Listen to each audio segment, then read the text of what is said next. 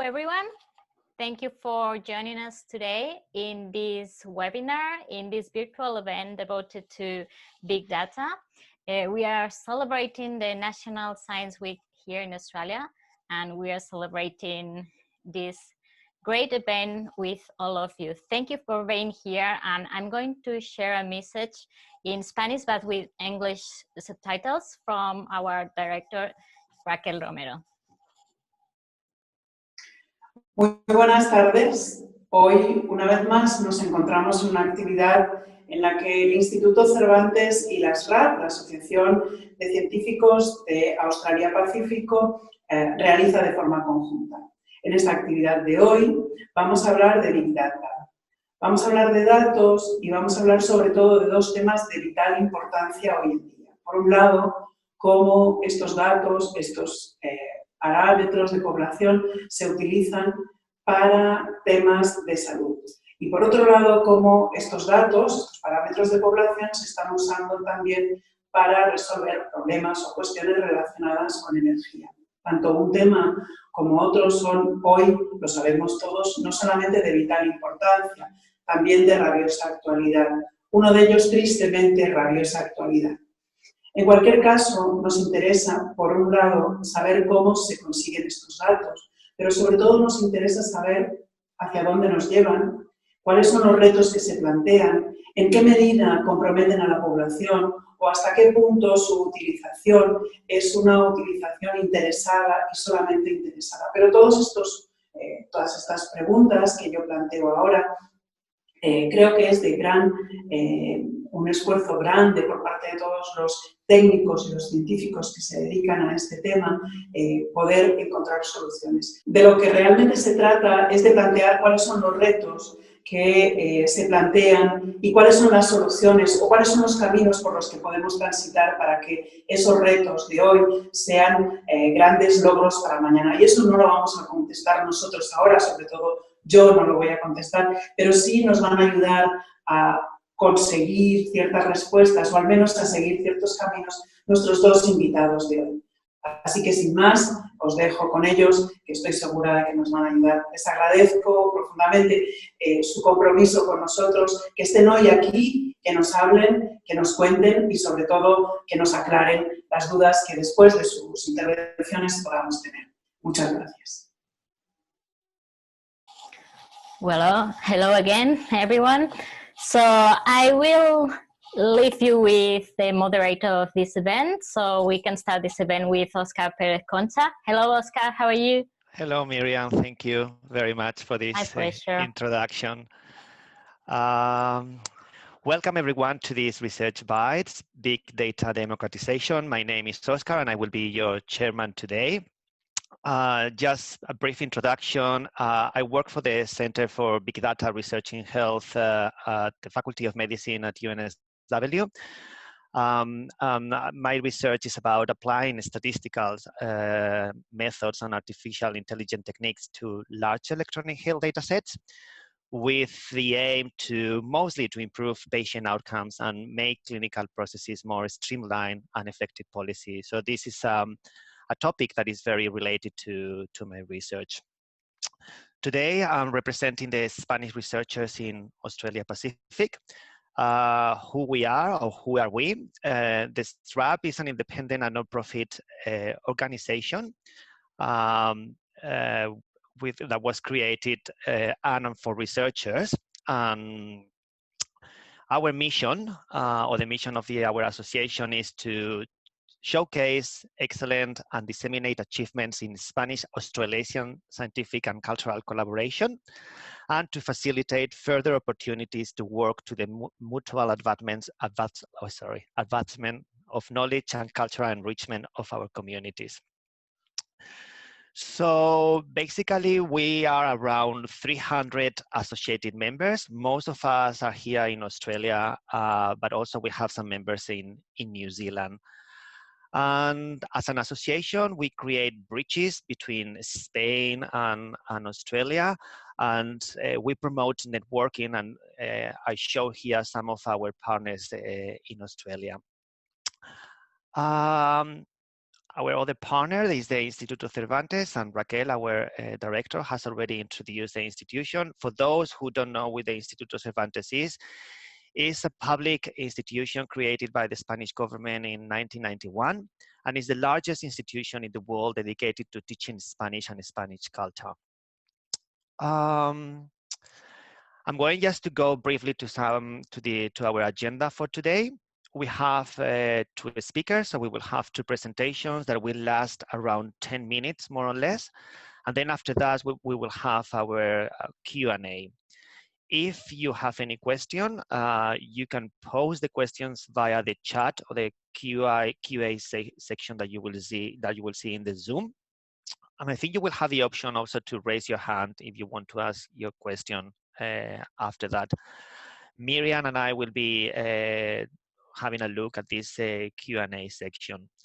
Also, just to let you know that the research bites will be recorded and then it will be posted on YouTube. And I think that's all. So just to introduce the topic, what is data democratization exactly? So nowadays, as you know, every public institution or company or business is recording basically some form of electronic data. And this data is recording from many different angles. But nevertheless, the data is not shared for the public good or for researchers to carry out their research. And even if it's shared, it's very, very, very little. So therefore, there is a demand for this data democratization. And in this topic today, we are going to our speakers will explain to us what is data democratization in their field. So without further ado, we are going to the first presentation. Our first speaker is Claire Vajdic. She's the head of the Cancer Epidemiology Research Unit at Center for Big Data Research in Health at UNSW Sydney. She also convenes Radiant, the Australian and New Zealand Real World Data Network, and she will explain to you what that is. So, Claire? Hello, can everyone hear me? I hope you can. Yes. Fantastic. My name's Claire Vajdic, as Oscar introduced. Thank you very much for that introduction and for the opportunity to speak with you today. As Oscar said, I'm a cancer epidemiologist, and that means I study the distribution and causes of cancer. And I also study the healthcare that people receive before and after cancer diagnosis. I'm also an advocate for access and use of health data and for good improved policy around the access and use of data for research. And I do that work through the Radiant network. And another hat that I wear is as a member of a human research ethics committee. Now, the particular committee that I sit on reviews all applications for research using New South Wales health data. So every time we intersect with the New South Wales Health, whether it's attending an emergency department, a hospital admission, an ambulance, there is a record of that intersection, and that's quite a valuable resource for health researchers. And we'd like to have safe access to that research. So a lot of that research is done on the basis of a waiver of consent. So we don't expect researchers to go and obtain consent from the hundreds of thousands of individuals represented in those records. And when we do that, we weigh up the public benefit versus the risk of people accessing that information. I was asked to give an example of a data linkage research project. And so I thought I would use this recent example that was led by one of my colleagues, Marit Laaksonen.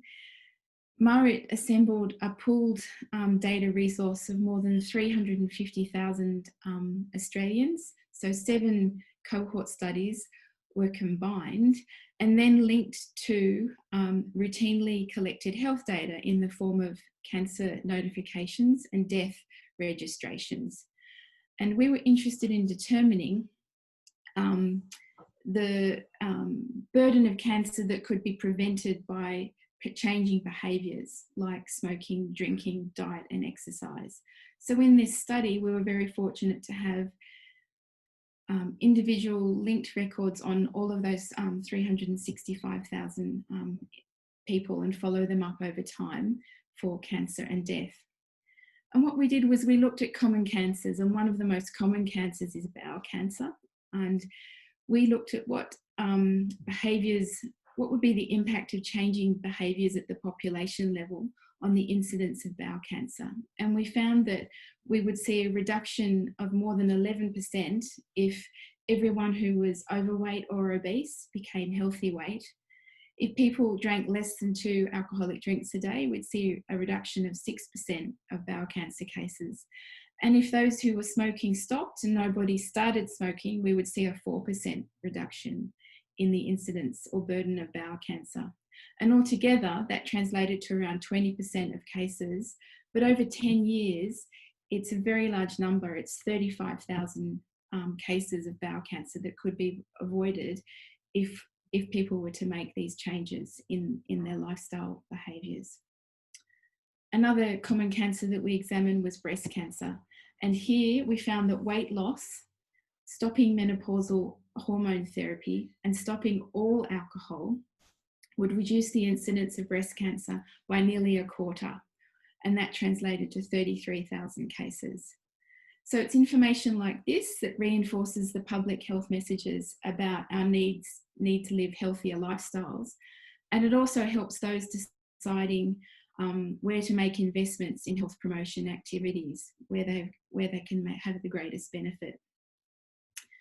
So Claire? Let's move on. So what health data is democratised in Australia? Well, a lot of health agencies do publish health data, but it is aggregate data.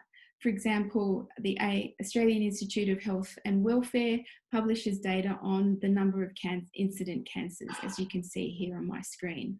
But this data is of limited value because it's aggregate data. The value is in the information that sits behind this aggregate data at the level of the individual. So what we would like to know of the 5,324 cases, we would like to link that information with medicines data to find out of those new colon cancers, what proportion of colon cancers received guideline-based care for their chemotherapy and who did not receive guideline-based care, and how perhaps can we intervene so that everyone gets the best care possible. And unfortunately, we had somewhat of a setback in 2016. Although the government realised the value that could be obtained in making more health data open access, they did not do sufficient encryption of this data. So what they did was upload data on 10% of Australian residents with a Medicare card. And so it was all of their Medicare and pharmaceutical transactions or claims over a period of 5 years. And unfortunately, some researchers at the University of Melbourne were able to re-engineer or undo that encryption and potentially identify clinicians that had made those prescriptions and given that care. And that data was withdrawn immediately and unfortunately was a great setback for us in terms of having safe access to linked health records and being able to demonstrate the benefits that could be achieved from these records. So where do we sit if we don't have open access linked data? Unfortunately, because of the nature of Australia with various jurisdictions, we have Commonwealth-owned data sets and we have data sets owned by each of the Australian states and territories. We don't have a single national health data repository, and those data sets are not linked and then made available to researchers. What happens is that researchers have to apply to an ethics committee and each of the data custodians and obtain approval to link each of those data sets. The approvals process is complex, lengthy, inefficient, and terribly wasteful. And we would argue that it's led to missed opportunities and actually harm and waste in healthcare and in research. And here Australia lags vastly behind other countries in what data assets they've made available for public good research. So this is a figure that shows where we would like to be in the ideal world. We would like all of those routine data collections, all those intersections with healthcare that we have, to be routinely available and routinely linked, permanently linked and refreshed so that it's as current as possible. We would also like publicly funded research to be linked in with those data sets. And basically it's a link once and share many times to approved researchers. This is our ideal goal.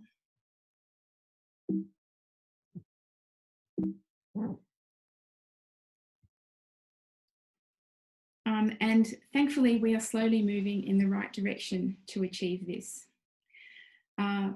What we have seen is the custodians of these different data sets agreeing to support demonstration projects, bringing them together and demonstrating public good. So as you can see from this slide here, the data sets are enormous and it's quite complex science to bring them together and to get value out of them. But this work has been done and has demonstrated where care is being received in accordance with guidelines and where it's not. And we think that can have enormous public benefit, and we look forward to seeing the results published so that we can help enhance our social license for this type of research. Another area where we're moving forward is in legislation. So fortunately, the Commonwealth Government is working towards new legislation that will specifically allow greater access to health data for research. The devil will be in the detail, but this is a positive development, and we look forward to seeing that. It's unfortunately been delayed due to the COVID pandemic, but we hope that it will come in the near future.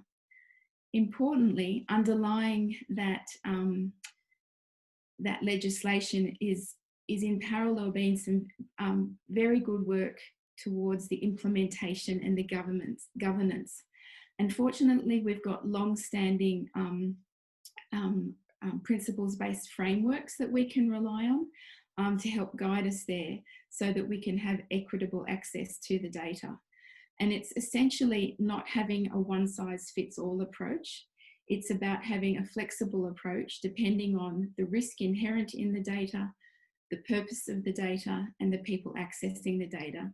And one of these frameworks is called the 5 Safes framework that assesses the project or the purpose, the people performing the research, where the data will be stored, what sort of data will they have access to, and in what format will the results of their research be released. And this is an internationally recognised framework, and it has great potential for implementation and for democratising the health data in Australia. There have been further advancements in the development of best practice guides so that the data can be better shared. And here the emphasis is on public benefit rather than a fear of disclosure and risk. And of course, you've got your spectrum of identifiability in the data, from fully personally identifiable through to anonymous, and they can tweak the conditions around the access and sharing so that you can have a customized access to the data. I'm just going to switch back because I don't think I covered one of my slides. I think it might have got lost in translation. Here, what I think data democratization means in my field, it is controlled access to non-personally identifying data by qualified individuals for public good research in a secure environment and with controlled reporting. And with that, I'll finish my presentation. Thank you very much, Claire. So if you have any questions for Claire, type them please in the Q&A, and then we will go through them afterwards. So we are going to the second presentation now. Our next speaker is Oscar Omegna. Oscar Omegna is co-founder of Zawee.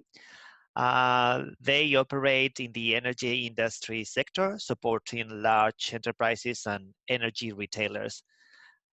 His company makes projections and risk assessments about different renewable energies and technologies, and calculate the return of investment by modeling the Australian energy market in a time frame of 30 years time. Is that right, Oscar? Yeah, that's right. Good one. Okay, all yours. All right, let me share the presentation.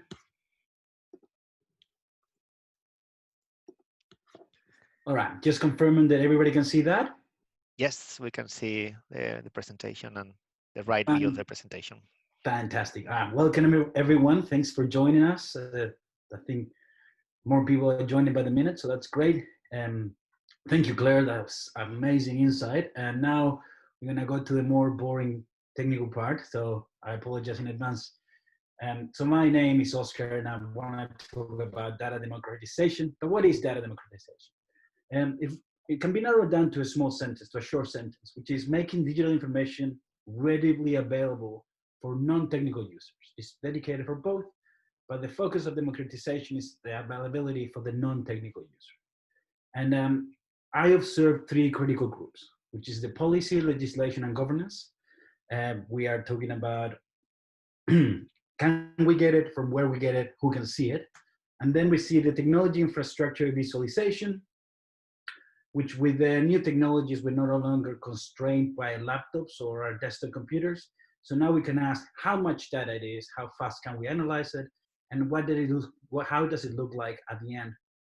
And thirdly, I think education and continuous improvement is the sharing and collaboration between companies and industries to establish best practices to avoid misinformation and bad manipulation of the data, but more importantly, expanding the capacity and the skills of more users to be able to understand and reach a level of inquiring data and the ability to make decisions based on it.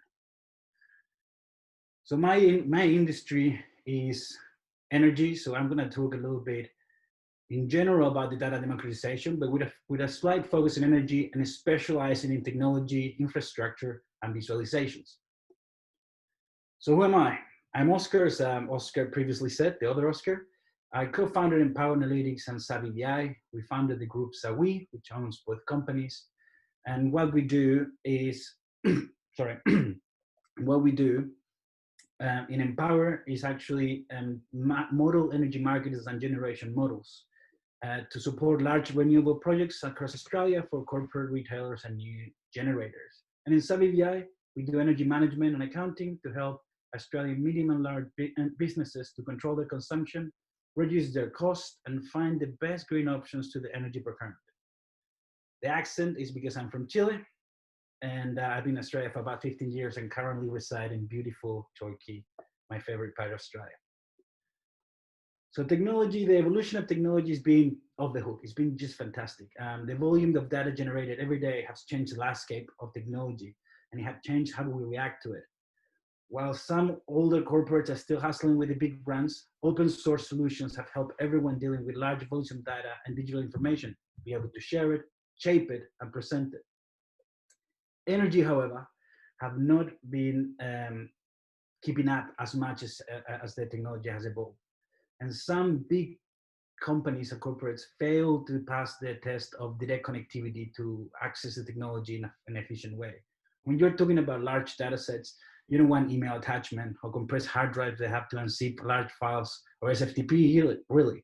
We need to, part of the technology challenge for data democratization is to be able to create the connectivity for users to be able to manipulate the data and inquire what they want to do out of them.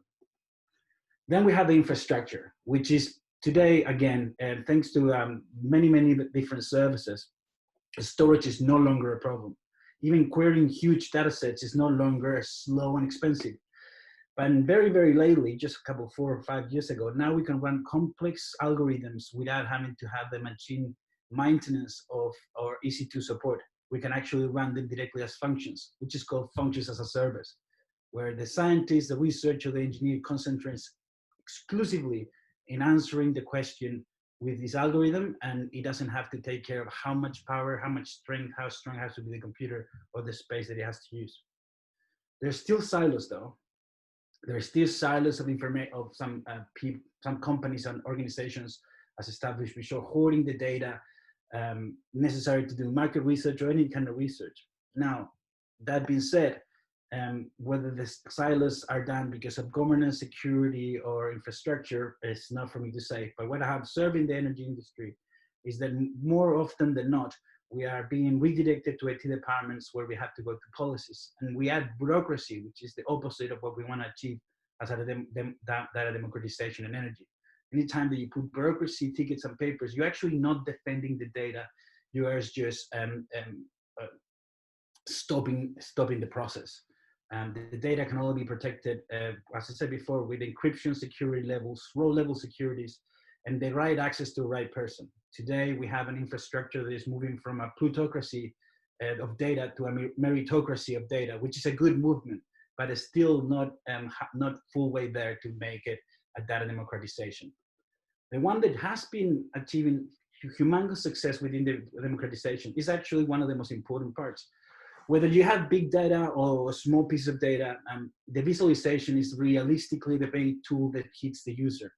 The capacity that from years before where people used to use Excel and they used to go graphs and charts inside Excel to move forward to today where you can use drag and drop tools to manage millions of data points from your desktop without extreming your computer resources, and the ability that makes you to make the ability that this software gives you to present in a way that can be beautified, they can be simplified, that we can cross-filter, all these experiences that allowed somebody that can be an expert on the field, but not an expert in data, to inquire the data and find the answers that it requires. That is fantastic today. Obviously, with great power comes great responsibility. So that means that other people can interpret the data as well, not just the specialists that comes with the willing to discover or to help.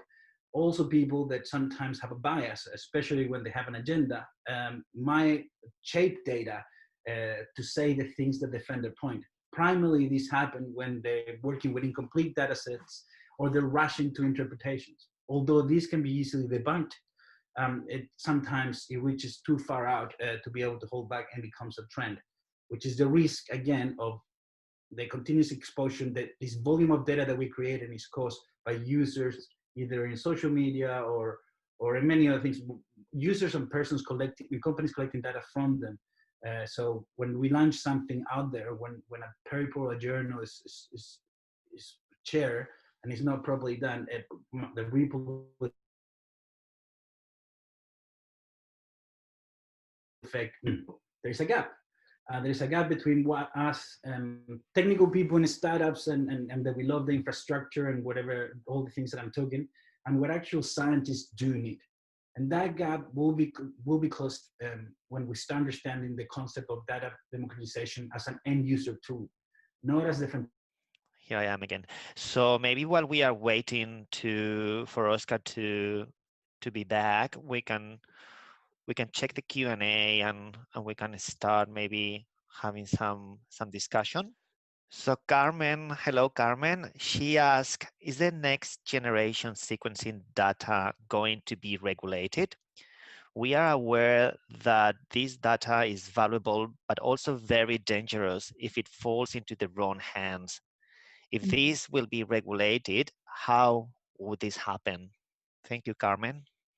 Yes, great question. I believe it will be treated the same as other health data, and perhaps with even more care, for the reasons that you state, that it is more potentially re-identifiable than some other types of data.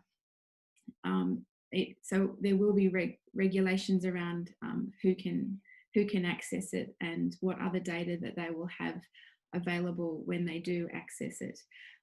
there are working groups working on those policies right now, funded by the Commonwealth Government, because of the potential research value of those assets and not having to resequence people time and time again. So this is publicly funded research. It costs a lot to sequence those genomes, and that information should be made safely available to accredited researchers in controlled environments, so that the potential for re-identification is minimised. Importantly, we can't get to a zero risk state, because what we'd end up with then is data that has minimal utility. So there's a trade-off. So we have to find that sweet spot where the risk of re-identification is minimised but non-zero, but the data still has value. Yeah, exactly. And if I can add that in the area of health, this is a very critical issue, not only for genome or DNA, but for every kind of data. So one of the things that we have to go through is this de-identification. So usually as researchers, we don't have access to identify data. But if, you know, for whatever reason, we have to access to this identified data, step one is to de-identify it. That's correct, yes. Yeah. Anything else to add, Claire? Or No, okay. I think that was it. Thank you. So we have another question. It comes from Anna Winkinson. Thank you, Anna. And she says, thank you, Claire. What is a robust and sustainable linkage key for electronic health record in Australia? For example, Medicare number, though this excludes many people. Okay, so currently nearly all of the data linkage that occurs in Australia is probabilistic. So it's based on an individual's name, sex, date of birth, date of death if dead, and some level of geographic identifier. And it's that is necessary because, unlike in Scandinavian countries, we don't have a unique personal identification number. And so in Scandinavian countries, the moment of birth, you're given a number, and that number carries with you all your interactions with the healthcare system from birth until death. And it means they can have a deterministic linkage. So in Australia, we're stuck with, at the moment, probabilistic linkage. The question is whether we can have a more sustainable linkage key, for example, a unique number like a Medicare number, although Anna recognises that this does exclude many people because a Medicare card is only available to Australian citizens and residents. That would have some potential. There's also another unique identifying number that's recently been generated by the Commonwealth, a unique health identification number. Perhaps there would be some merit in exploring the use of that for health record linkage. But of course, that would have to be recorded with every health interaction. And that's problematic. Thank you, Claire. I would like to add as well that you said that the Scandinavian countries have this identification number. It's the same with Spain. So we have we call it DNI, and we have this number. So since we are born, so everyone is identified with this number.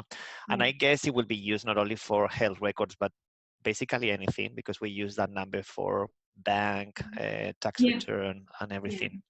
Yeah, to extend into social and economic would be valuable there. Yeah. So that would be some limitations if we had a Medicare number. It doesn't give you the access to the social welfare and other records. Thank you, Claire. I think we're doing okay with probabilistic. It does have linkage errors because it's imperfect, but I think it's okay for the moment in lieu of anything else. So we have Oscar back from Victoria. So would you like to continue with your presentation? Do you have much to go? To be honest, I can mostly was kind of like the importance after the last presentation I had, it was the importance of changing the value. Those three groups, what I wanted to say to you guys is those three groups are heavily led by technology, because the big giants of tech companies open outside a lot of open source options for the general public to use. And it's events like these that help spread the word about them and kind of share the knowledge. But most importantly, data democratization has to be an organization's goal, as important as finding the results and many aspects, because it's kind of like the chicken and the egg problem. So more businesses are democratizing the data inside the business and sharing it with other ones. It's a rate of 70% year on year, but it's still not enough. And there's still a few points that need to be discussed in regards of who owns the data, what are you allowed to do with the data, what are the risk points of the data, and more importantly, not create this fake bubble that we are democratizing data when we really are is just sharing enough to not be competitive. That was my final remarks, and that's pretty much what I have to say before. Okay, so you were about to finish your presentation then. The last part.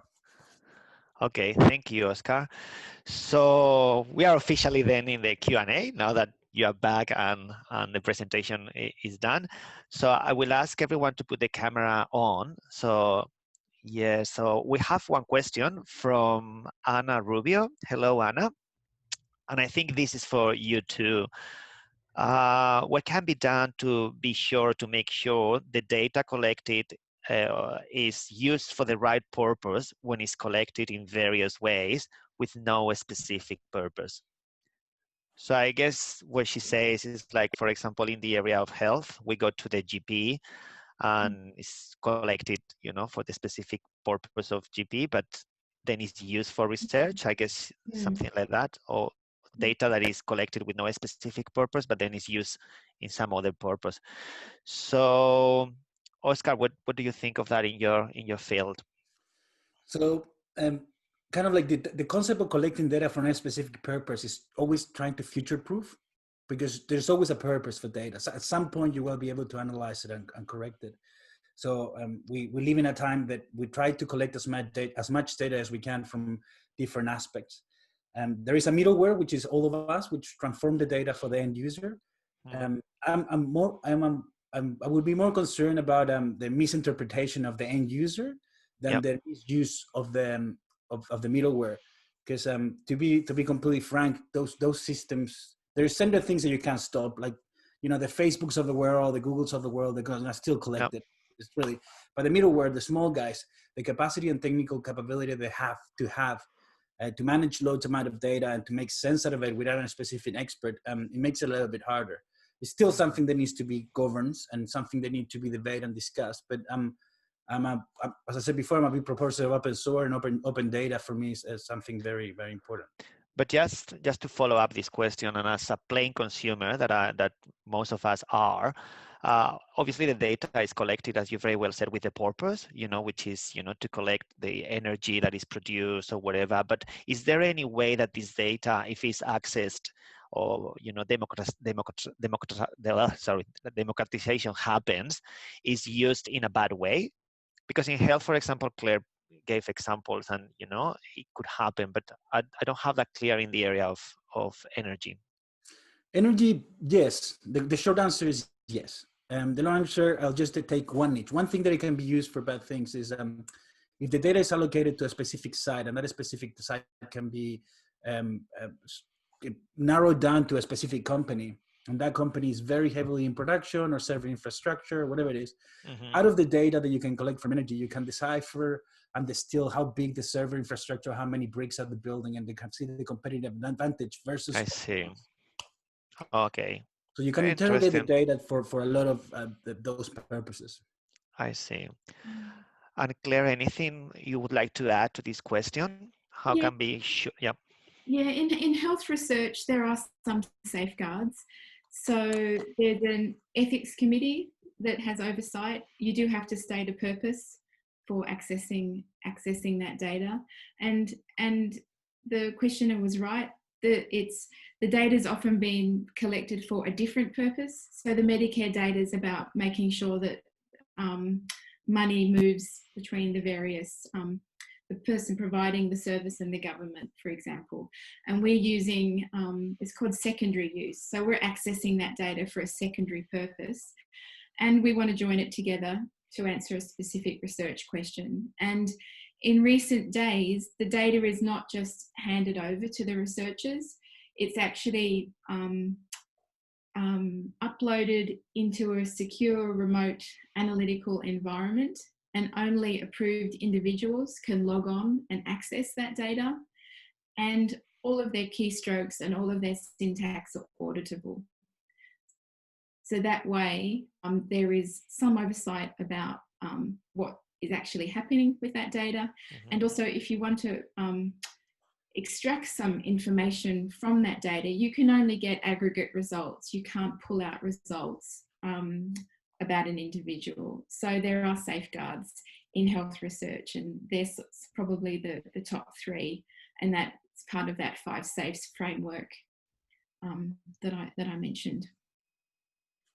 Perfect. Anything else to add, Oscar or Claire, or shall we go to the next question? Next one. Next one comes from Jorge, and he asks, is there any way to request the removal of your medical data from the databases or to opt out from the studies? So I guess that will go for Claire.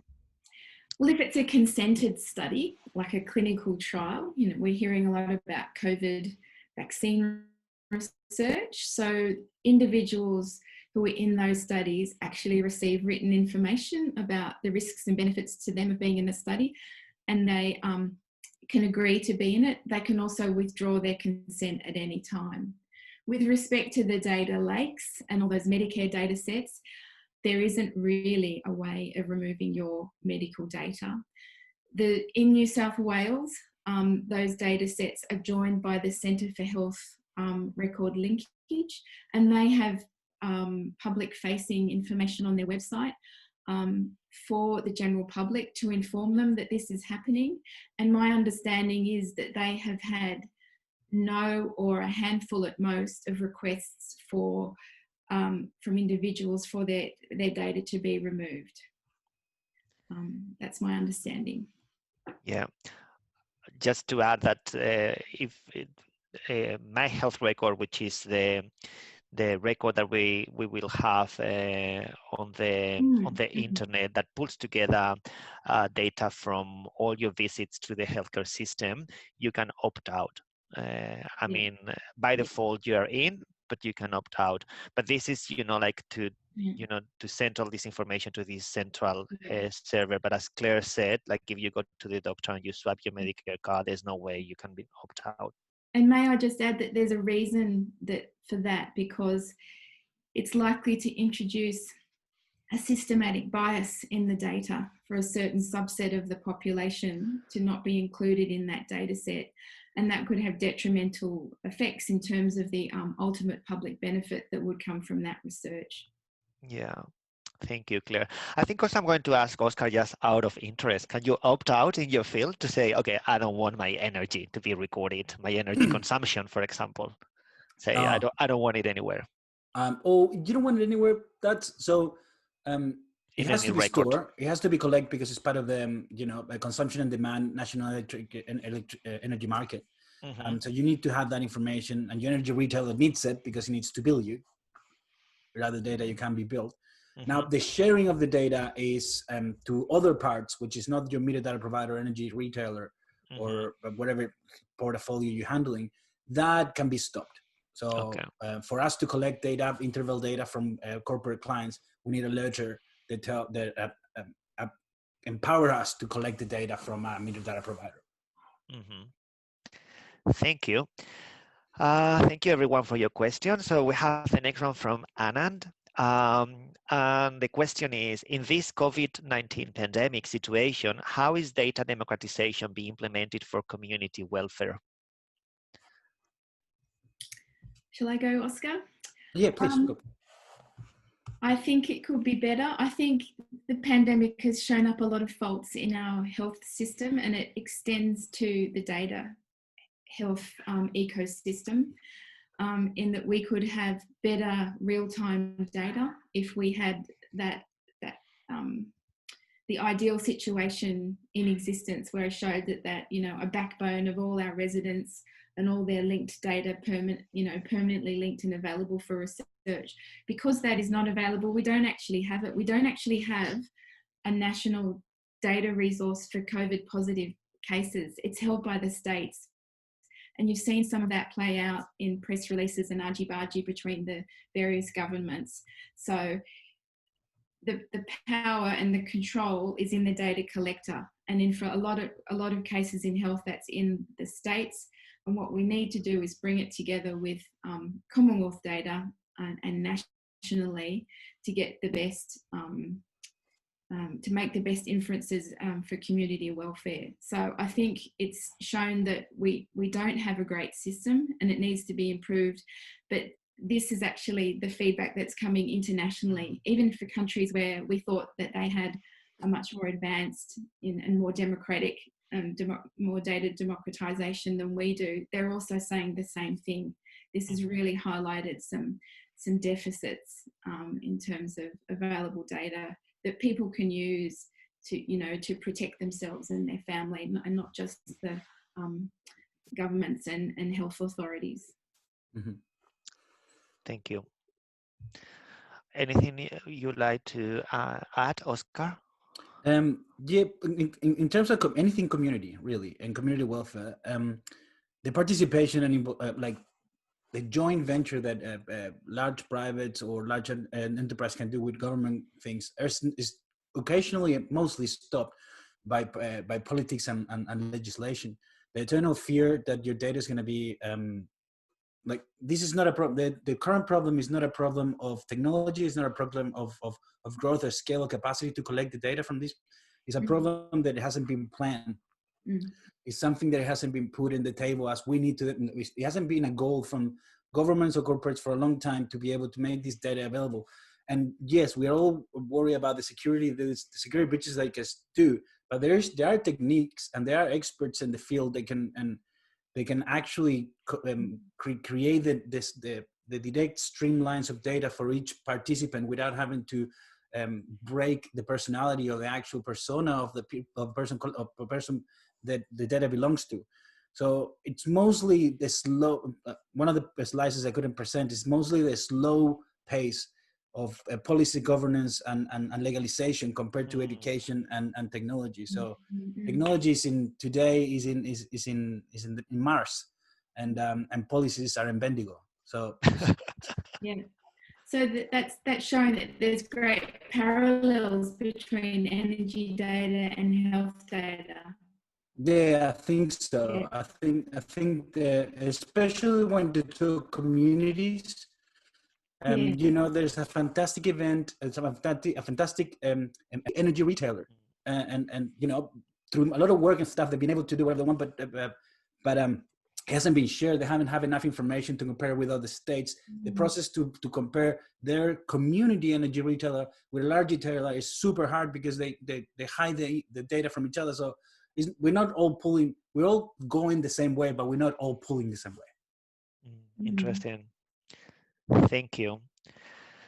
So our next question, in a way, goes in the same direction, of data privacy that we have touched in several ways here. And Sergio asked, can you really, I guess the emphasis is in the really, can you really fully democratize data while saving privacy? If you want, I can start with this one. Yes. No, you can't. It's not possible. At some point, I wish I could say everything else. Even if you give me the most abstract set of data and just telling me it comes from here, there is a valid opportunity, a statistical probability that I will be able to narrow it down to a certain area just by digging down and inquiring and exploring. Technology, like the curse of the technology and infrastructure we have today, is the benefit is also the curse, because I can use the same systems to drill down and deal. Like yesterday we ran 10 spot simulations that 10 years ago would have cost me about $1 million. Because we were running, 350,000 simulations on 2 petabytes of data. We finished in 2.5 hours. If I can dedicate the same algorithm to try to narrow down the data and find the nitty gritty of it, it's potentially possible. Is it easy? That's the question. It's not. Is it? Can I do it by myself? No. Do I need a team? Yeah, and quite a large one. So there is a gap between that. Can huge companies, corporations do it? If they chunk billions of dollars, probably. But would they? Like there's a tyranny that is being, there's a perception of tyranny which is not existent. Yes, there are people that are manipulating and exploiting data, but there is also 90% of us that we're not. And all we want to do is to move forward, and we retrain and restrain by those 10% of, silly dudes, for lack of a better word. You got to be thankful, Oscar. I normally swear at this point.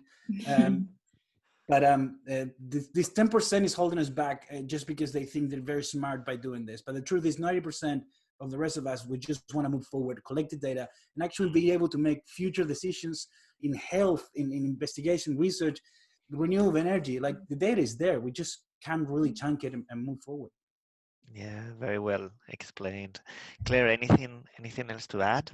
It's a great question, and the health agencies are thinking about the different types of users and the thinking of tiering the risk. So we may reach a point where we can have highly sensitive, high risk data that is locked up and only accessible to a very few people, and the spectrum where you'd have some data that has some utility that is open access, and everywhere in between. But we have to work out the use cases and make sure that data does actually have utility to put it in open access.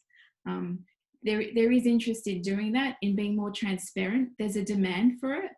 Like the general public and their social license is, well, we'd like to know what's happening with our data. A lot of it there's a lack of transparency, and people would be perhaps more supportive if there was more information available on exactly what was going on with health data, for example. Thank you. So we have one last question, and we have 4 minutes. So it's from Joaquin. Thank you for the great presentations. They have given a very interesting perspective of a topic that I was not familiarized with. The question is, if the barriers that were identified were solved, what would be the main challenge to make an optimal use of the data? Perhaps would uniforming the data or labeling adequately the data from different sources be a major challenge? Yeah, I'm going to ask you to be brief. We have at least you can 2-3 minutes. You can go. Okay, so if we broke down the barrier of people fearing, the data getting into the wrong hands, or someone doing an analysis that ranked hospitals and made it to the front page of the paper, if we got across that, the other challenge is that we're using this data, as I mentioned before, as a secondary use. It was not collected for the purposes of research, so it doesn't always contain all of the information that we would like to have so that we can adequately interpret the results. So I think that would be a challenge in optimal use of real world data. It's perhaps all of those health data sets that we contain, not all of them contain smoking, for example. So that's a deficit. Oscar? Yeah, we have a different challenge, which is the formats and inputs that we get sometimes are completely different, and the data that we have to collect sometimes is not collected uniformly. So an event that happens in Twitter will change our modeling. An earthquake completely outside the energy consumption or a black, we have to put it like COVID has been a fantastic, a horrible but fantastic user case of how adaptability of data can be done, because you normally take 10 years to predict the next 10 years and you create a mean and standard deviation. But when you have a year with a complete flux, that's when the challenges start becoming, is this going to happen every 10 years? How long was it the first time it happened? Is this could be established economically, or how is it going to aspect? So yeah, there is a challenge after, but it's a much entertaining challenge. It's much more entertaining. And it's much more fun to work with it and try to resolve it than have to talk with policies, legalization, and governments. Well, thank you very much. I think we have reached the end of our research bites of our session. I would like to say thank you to both the speakers, to Claire and to Oscar. Thank you very much. I clap on behalf of the whole audience. And I would like to say thank you as well to the Spanish researchers in Australia Pacific that they or we do, and you know, it's very good that we have organized this, and also to the Instituto Cervantes to collaborate with us. And especially I would like to say thank you to Miriam Garcia and to Eladio Hernando.